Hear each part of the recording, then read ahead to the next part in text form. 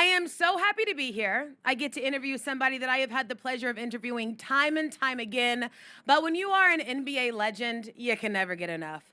A man who needs no introduction, the one and only Chris Paul.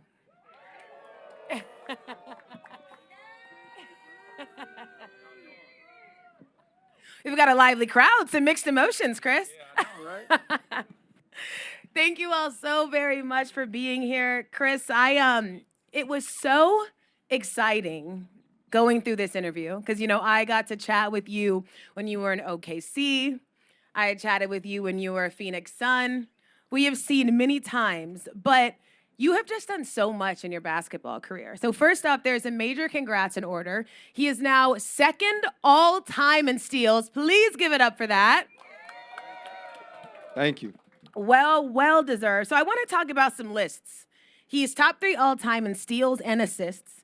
In both of those lists go John Stockton, Chris Paul, Jason Kidd. What story does that tell? Means we all played till we were old. It's crazy because I actually was teammates with J. Kidd in 2008, the Olympic team. And to know John Stockton, to know J. Kidd, I actually took a picture with those guys at the 75-year anniversary thing at All-Star. Yeah. But it's crazy. I remember being a rookie going to play in Utah, and in Utah is 2 big banners up there of John Stockton. I think it's like 15,000 something assists and 3,200 steals. And so that was a goal of mine to try to break that record. Not happening. Definitely not happening. Be a long time, but never say never. I ain't doing it. That's out. When I was looking at all your accomplishments, though, also 7-time NBA all defensive first team. How much pride do you take in that? We don't see as much defense these days. Yeah, it's a lot of pride. I have kids now, 15-year-old son, 12-year-old daughter, and I'm always talking to them about defense. My teammates, I'm always talking to them about defense. I got a lot of younger teammates now that I ask them about defense or whatnot. I'll be like, I'll ask them if they think I've ever made any all-defensive teams, and they be like, no. And I'll be like, it's actually 9 times. But it's just something that I actually hate about the game, and now that it gets overlooked, right? Everything is about the analytics and all that instead of taking pride in defense and defending. And I've always had respect for guys who've done that. Guys like Tony Allen, guy like T.J. McConnell, who every night picks up full court. It's really hard to play defense night in and night out.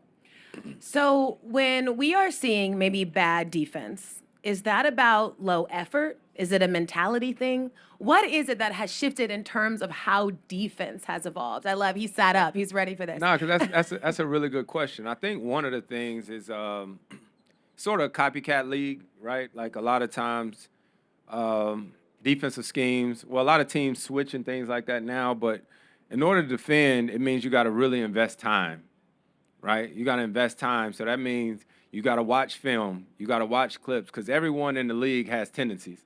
All of us, we play 82 games a year, games night in and night out. So everybody, we're all really good players, but they have the analytics that say this guy goes to his right 65% of the time. Mm-hmm. So in order to play defense, you got to be selfless, and you got to realize that you got to really put the time and effort and watch.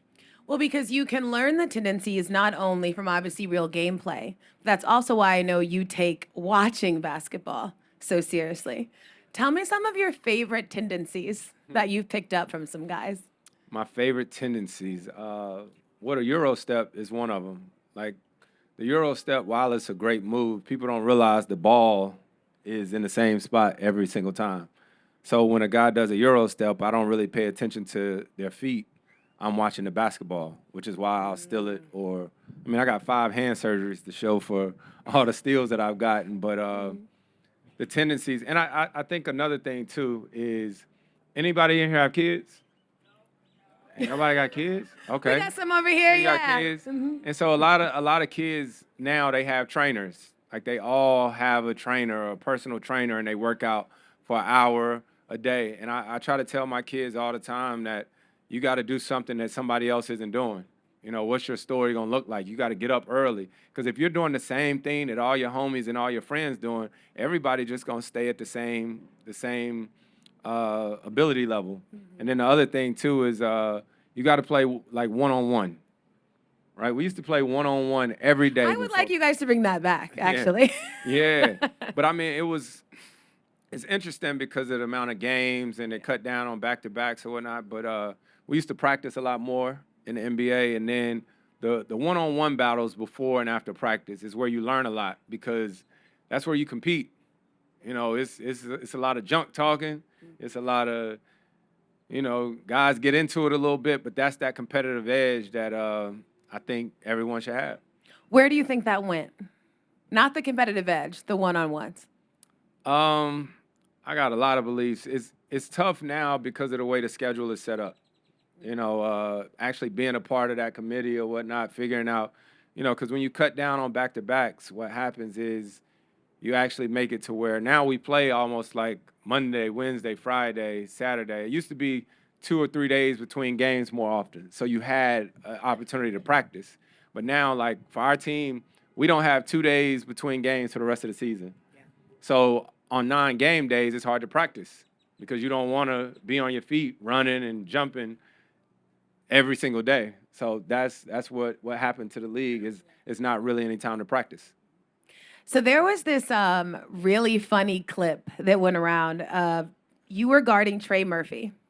And you're on him, and you just hear Trey Murphy go, "No, Chris, stop, Chris, no, Chris." Have you seen this clip? I saw it, yeah. Okay, and you also heard it. Yeah. But that is always such a reminder to me of all the talking that is going on out there when these guys are playing. So I'm curious, the funniest or best conversation that you've had with a guy while you're defending him, because I love that clip. It happens all the time. First of all, when I seen that, I thought it was weird that Trey was mic'd up for a regular game. It was a non-TV game, so what are you doing, right? First and foremost. Yeah, that's weird. Yeah. Second of all, he didn't show the clip where a few plays later I actually stole it from him.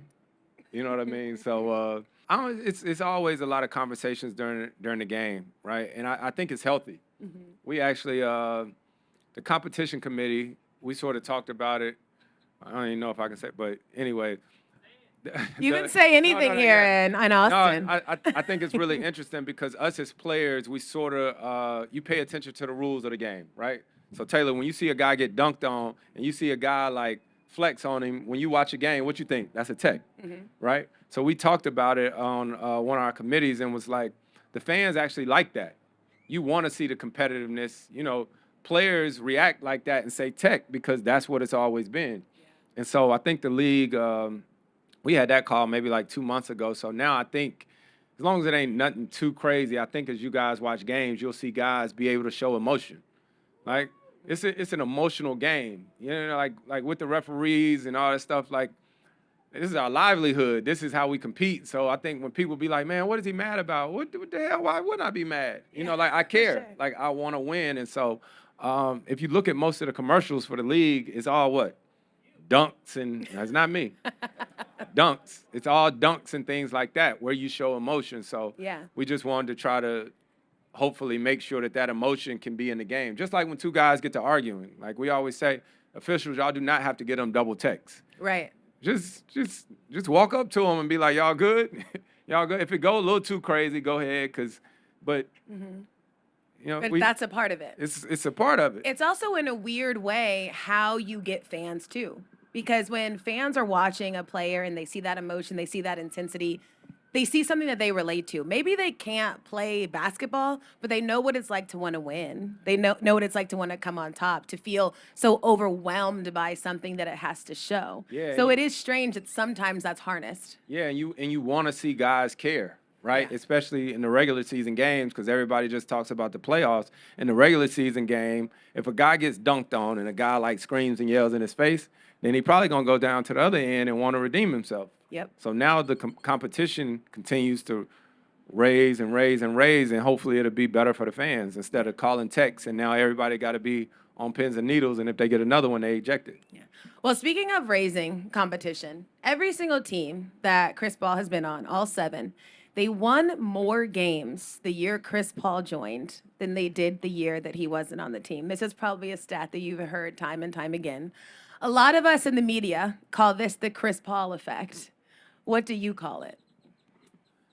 I just call it a lot of moving, a lot of packing your bags and moving, you know, and just I don't know. It's competition, right? Even though I may not be on a team, when you get traded or whatnot, I've watched so many guys in this league get traded and say, I ain't showing up. I ain't going. I ain't doing this. I ain't doing that. And a lot of guys' career have been cut short because of that, right? And I love to play basketball more than anything. Like, I love to play. I love to compete. And so every time I go to a team, in the beginning, it's about team building, right? Just because they said y'all was sorry don't mean we got to be. You know what I mean? So I think that's the thing that's always motivated me from team to team. And I know, of course, you are a team first guy and you always sort of defer in these moments. But do you feel like there is a direct link to the team's success and you being there? I I would hope so. I'll tell you this. I'll tell you straight up. Any guy who tells you when they leave a team, and that team does better, they are not happy. You know what I mean? They not. That's like if you left your job or whatnot, and now your job just took off, and then they went and was a $1 billion company. You're gonna be mad as hell. You're gonna be mad. So, so far, for the most part, changing teams here and there or whatnot, teams or players at times they miss playing with you because of what you maybe brought out in them as far as like competitive edge or whatever it is. It's been pretty cool. Well, speaking of some teams that you've been on, back in, I want to say 2020, I took a visit to Oklahoma City and I interviewed Chris, and Shay went along with you at the bowling alley. I beat Shay. Chris beat me. But even then, in that moment, did you see that Shay was going to become what he has become today? Um, I don't know if I knew that, but I hoped, and just knowing him in the way that he just loved to hoop. Like I say this all the time, over my career, the guys that I've gotten the closest to, as far as teammates, friends, or whatever, are the guys who just love basketball. My wedding, Gennaro Pargo, who's an assistant coach for the Indiana Pacers, we just got close because he loves basketball. And even my basketball camp during the summer now, Nero, he worked camp and he hooped with us. And so Shay was like that. Shay, every time we be on the road or whatnot, he knew I was watching games. I mean, even at this point, we still talk once or twice a week about the games that's going on and just, yeah. And now it's trouble for everybody for a while. No, for sure. So this is my question. When I look at the Thunder, obviously I think that they're maybe 11 games ahead, at a hold of that number one spot. Are they as good as that gap signifies? Like, is the gap between the Thunder and everyone else in the West as vast as the record shows? Well, I think they're a really good team. They're a really good team. They're well coached. Mark was assistant coach for us. That year I played in OKC. What I noticed when I watch OKC play, and it has a lot to do with Shay and him being the type of leader that he is that everybody, even though Shay could possibly should be the MVP this year. Ooh, you say should. Yeah. Over Jokic. Listen, Shay, just they found a way to make everyone equal. Right, everyone on their team is equal. Even though he is who he is, Jalen Williams was a all-star. Shay, their team, Mark gives them the freedom to just come out and play. You know what I mean? To see Lou Dort, who was a rookie that year I played, to see the confidence that he plays with. So when you watch them play and share the ball and kick the ball, it just looks like a really fun way to play. And I tell you all the time, you can tell a lot about a team with the things that they do pre-game, during the game, post-game, even the little thing where they whole team stay there for the post-game, for the post-game thing. Now, the thing that you always worry about with any team is when they hit adversity, right? And I think them experiencing what they did last year, obviously was adversity, but yeah, they got a really good team. How do you define MVP? How do I define it? Like, do you feel like it's best player, best team? Do you think it is just, the guy that is doing the most with less? Like, how do you? Yeah, I think it varies sometimes from year to year. It depends on who you're asking and what's going on. You know what I mean? But you obviously got to be the best player on a good team, Yeah. right? On a good team, and uh, obviously figure out what your team would do without you. Would your team be in the situation that they're in without you? Yeah. You, because of course you have played so long, you have played with a lot of stars and a lot of talent. Right now, you're playing with everyone's favorite player, Victor Wembanyama. This is what I always tell people about Wemby. But the very first time I met Wemby, the first questions he asked me were what I was reading, and then he saw my aura ring and asked me about my sleeping patterns, which I have talked to a lot of NBA players. The first conversations never go that way. And I feel like one of the things that separates Wemby outside of his otherworldliness is just his approach to life and who he is as an individual. How do those feed one another? Yeah, it's interesting because, like you said, I've had an opportunity to play with a number of greats over my career, and I told Vic a few times that I'm glad that I got a chance to be his teammate, right? Because I played against him last year, his rookie year. We actually exchanged jerseys in Golden State, but in watching him play, I would have had some type of perception in my head of who he was or what was he like. First of all, I mess with Vic all the time because he almost more American than French. Like he's really smart, like really intelligent. Before every game, we do a trivia. One of the guys, Brendan, that works in on our training staff, like with 90 minutes on the clock, he puts up trivia every game, and it could be Disney movies, it could be all this different type stuff, it could be all this stuff, and Vic know everything. He Really? know all the stuff that I feel like he's not supposed to know. But that's what makes him unique, right? In a league that has gotten extremely young and everyone's on their phones and on social media, Vic come in the training room with his book. You know what I mean? And he's a really, really good basketball player, but a better person. I think people say that all the time and just sort of throw it out there, but I mean that about him. Because I think that with him, it's the difference between soaking up knowledge, which is what he's doing, versus like soaking up information. And I think some of what the younger guys are doing is more information and maybe a little less knowledge. And Victor seems to have mastered that. Yeah, man. He asks a lot of questions like myself, right? And we have some of the best talks about things. And it's interesting because he's coming into the league. I'm on my way out. So it's just an interesting perspective. And it's really dope that we ask each other all these different type questions because I have kids, obviously, that's growing up. So it's cool that he teaches me things as well as I try to teach him. What is it like for you to say that out loud? I'm on my way out. Yeah, it's cool. Yeah. Yeah, it's tough Yeah. to a certain extent, but I don't know when, but I do know I miss my family. This is my 20th season, and I'm so blessed and grateful that I've been able to do it. My kids are 15 and 12, and they don't really know life like with me consistently, right? Yeah. They might not love it, but but I still, I always say I would have never made it to the NBA without my parents, especially without my dad. Like in the backyard, tying me and my brother's right hand behind our back, making us dribble with our left hand and all these things. And so not being able to be in the stands for my kids ever, right? Like, yeah, really ever, except for the summer, hits a little bit different as you get a little older. Yeah.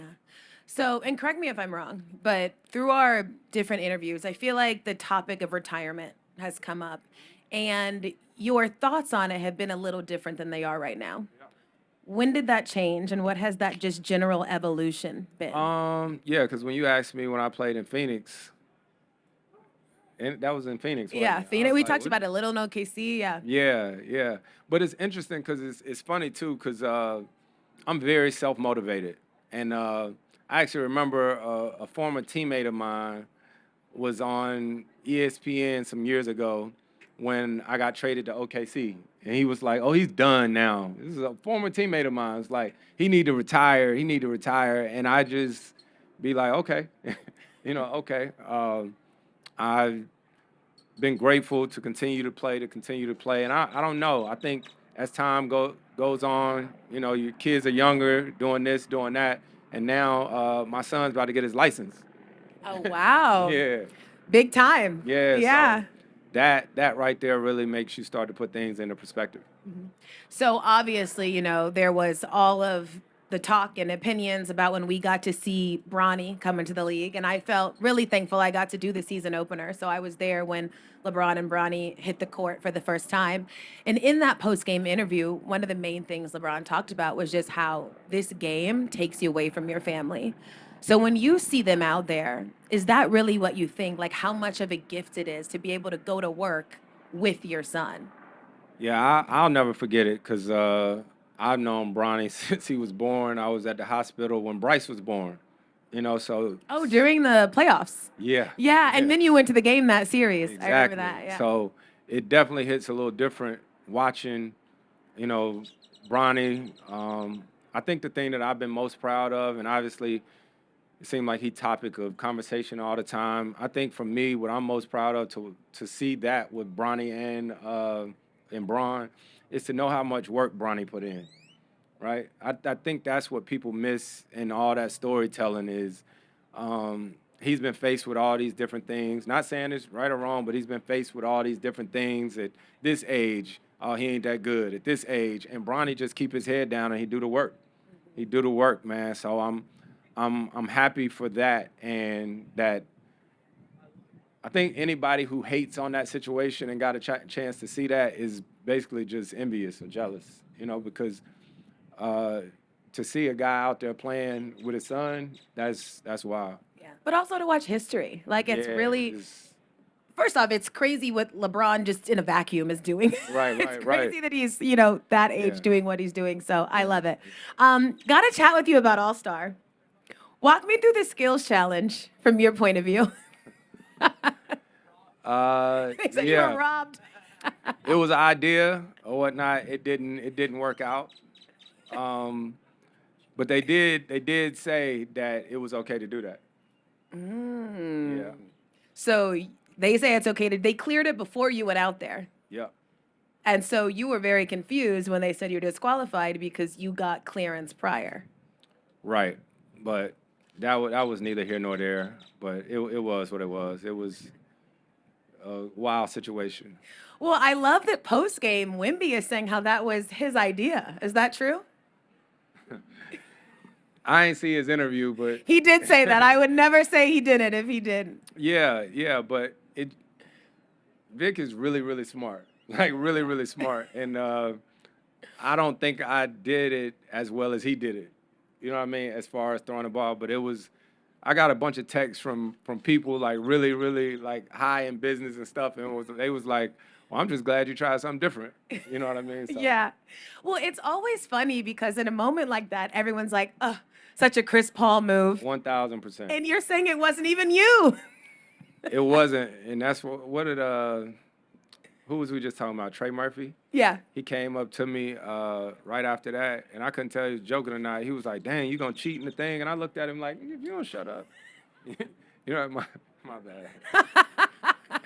Yeah, you're like, relax. Right. It's so funny how these things go. Everyone has like their narrative and they stick it. But I do have a question. And I'm asking this more so because I had a front row seat at the bubble, so I could hear when y'all were talking. I could hear everyone talking to the refs. Mm-hmm. I remember a time you turned to a ref, you said, that ain't in the rule book, and you said it to a ref. How memorized do you have the rule book? I probably didn't say that.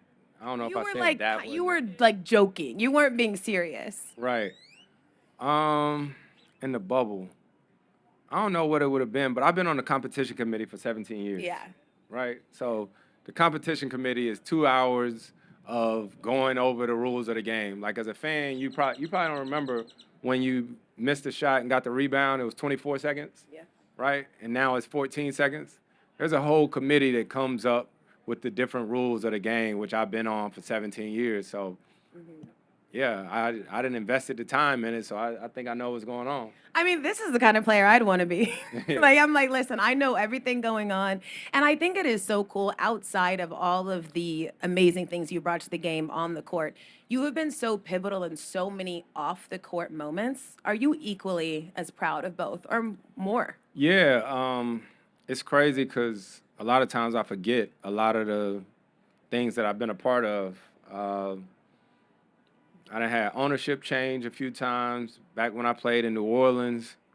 The owner of the team lost the team to the NBA, i.e., I got traded to the Lakers, and they nixed that trade.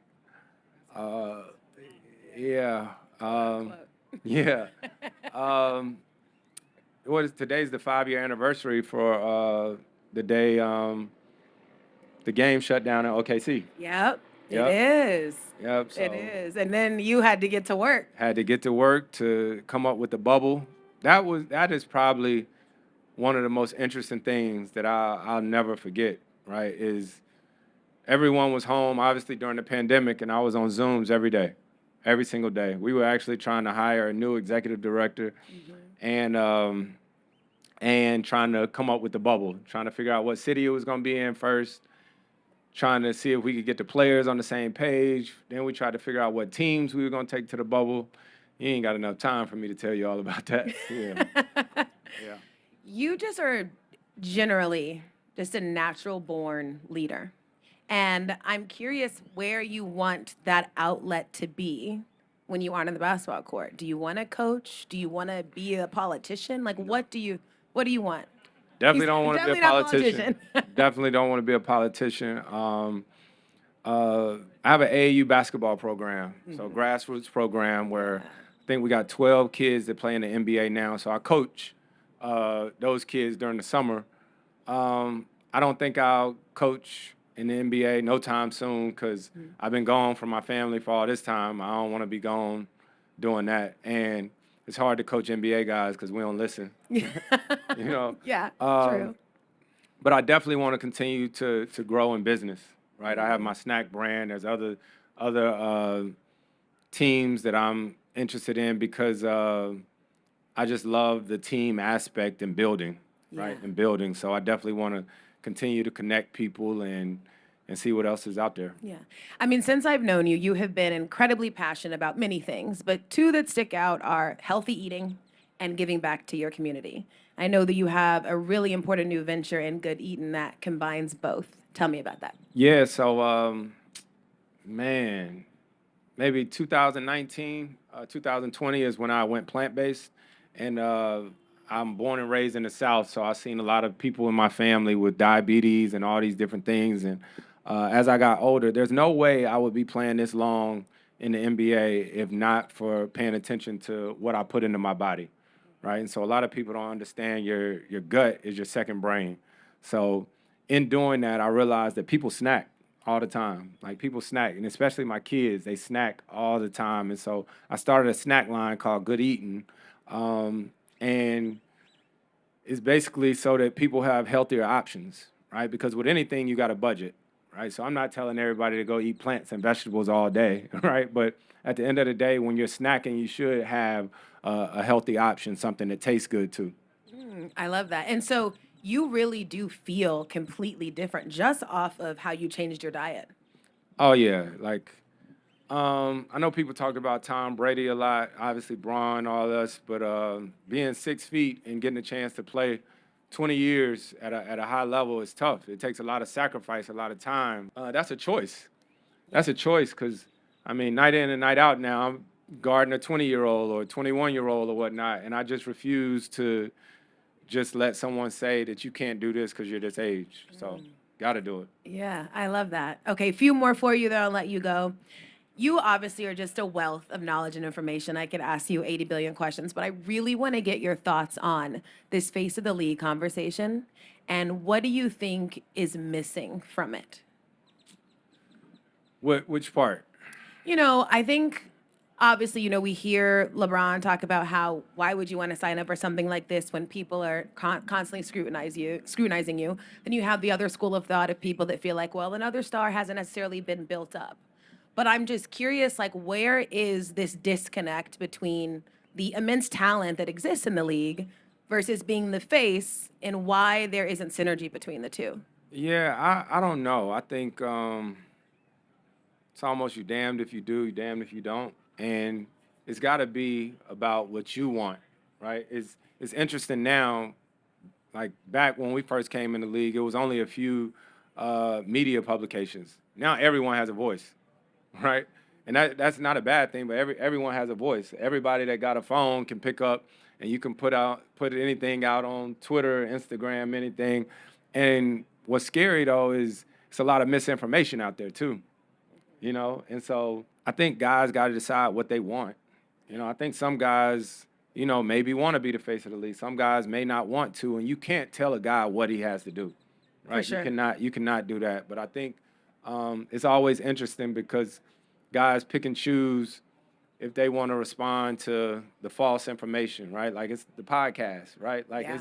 it's a few hundred of them. Yeah, there's a Now- lot of podcasts. Yeah, and Yeah. what's interesting about it, and I mean, I called a guy that a lot of times I usually don't say anything, but what's great about it is that it means that people are talking about the sport, talking about the game. But what's not great about it is that everyone sort of fabricates stories, right? And if you're not a person who always comes to check people on it, then, you know, people get to talking with a microphone and then they be like, oh, they ain't gonna see this. Let me just throw a little extra something on this story. Mm-hmm. And that's when it ain't cool. You stopped in mid-story. You said, I called a guy. What was the story? Yeah, no, it was just like some people I don't even care to address it or whatnot, but you pay attention. Like I got homies, I'm in group chats or whatnot, but the part that gets scary, like I said, is the misinformation. Yeah. Right? Like people will put misinformation out there and then you never know it's checked. You know? Yeah. I will say this. I do believe, like all things, media plays a role with everything. And I Sure. think that the idea of the media does play a role in people's want to be the face or not. But I also think right now people are a little scared to look bad. And what I mean by that is it's the same reason why some guys I think don't want to do the dunk contest. It's the same reason why we probably won't see one-on-ones in the NBA. Sometimes because of this culture that's created, and that's media side, that's just the vitriol that exists online. But I also feel like we don't want to skew too far living our lives based on what reaction might be. You're exactly right. I think we will at some point see one-on-ones in NBA. I hope. actually do. And that's the thing about the All-Star game and all of that too. You know what I mean? Like I know they was trying to change it this past year or whatnot, but the All-Star game, you just gotta want to compete. Yeah. Right? You gotta want to compete. And so it ain't even about the monetary aspect of it, which there's an upside to that if you win the game, but you just gotta want to go out there and compete. And I think what's interesting too when it comes to podcasts and all that, and it's interesting to still be in the locker room, right? I'm still in the locker room. Yeah. So that's the perspective I have that a lot of people don't have. What it did to a certain extent is it made sometimes, like, I ain't gonna lie, there's been interactions in the past couple years where I sit there and I'll be like, oh, hell, I don't know who's gonna talk about this on the podcast, but, you know, it changes the interactions with your teammates. You know, some things in the locker room supposed to be sacred. So sometimes you can look a little to the left or right if your teammate has their own pod. No, I ain't. I'm saying like they ain't gotta have their own pods. You look 5 years from now. Got know it. what I mean? You're like, eventually this story's getting out. Yeah, seriously. And Yeah. I mean, a lot of my vets, like the OGs and all that stuff, when I came into the league, they might, you know, a team bonding event here, you know, a team bonding here event that was that for that moment. Yeah. You know what I mean? It wasn't supposed to be for everybody and their mamas. Yeah. And we do need to bring back things being for the moment. Yeah. I mean, I miss those But times. it's storytelling, right? Yeah. You just gotta. I mean, you're a great storyteller. I think everybody just has to. We all not good at everything. Yeah. Yeah. Absolutely. Yeah. You know what? They're giving me time, and I think that's a good place to wrap. I got to ask you our final question, which is who has given you the biggest assist off the court? Who has given me the biggest assist off the court? Oh, that's easy. That's my family. I love Family. that. It'd be my wife and You have my a great family. yeah, my wife and my kids. I mean, I told you I've had 5 hand surgeries throughout my NBA career. Got 16 screws in a metal plate in this hand, 15 in a metal screws in this hand. I had meniscus surgery, got a screw in my foot.